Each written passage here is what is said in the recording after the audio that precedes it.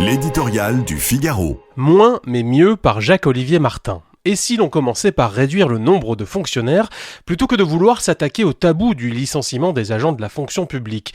Non pas que ce sujet ne mérite pas que l'on s'y penche, mais soyons lucides, ce n'est pas en écartant quelques centaines de personnes reconnues coupables d'insuffisance professionnelle, selon les mots du ministre de la fonction publique, que l'on réglera les problèmes. Année après année, le toujours plus, 1 million de fonctionnaires en plus en 25 ans, montre ses limites, financières bien sûr, avec une dépense publique qui représente 56,7% de la création de richesse de notre pays et un déficit qui explose. Il est devenu impératif, voire vital, de juguler les coûts partout où c'est possible. Limite opérationnelle aussi.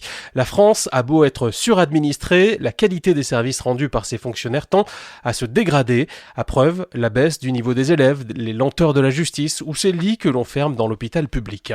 Il est temps d'agir en ne remplaçant qu'un départ à la retraite sur 2. Nicolas Sarkozy est le dernier président à avoir réduit le nombre d'agents de la fonction publique d'État. Cette stratégie, empruntée par la plupart de nos voisins, montre son efficacité à condition d'engager en parallèle des réformes de fond, réorganisation des tâches, nouvelles technologies ou rémunération au mérite.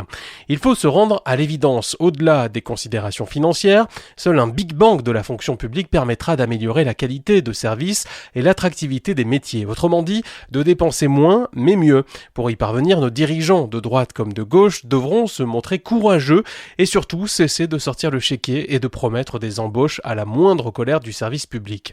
Là encore, il s'agit d'un vrai tabou qu'Emmanuel Macron n'a pas réussi à lever. Ne nous avait-il pas promis de supprimer 120 000 postes de fonctionnaires à son arrivée à l'Élysée? 7 ans plus tard, notre pays en compte 140 000 de plus. Faut-il parler de malchance ou d'insuffisance professionnelle?